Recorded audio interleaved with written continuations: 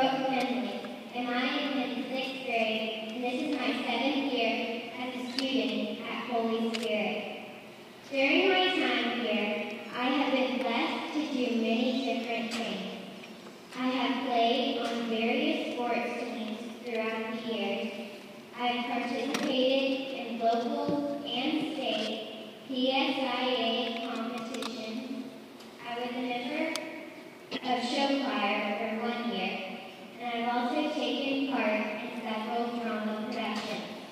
The next thing I would like to do at Holy Spirit is to serve on student council as their next chaplain.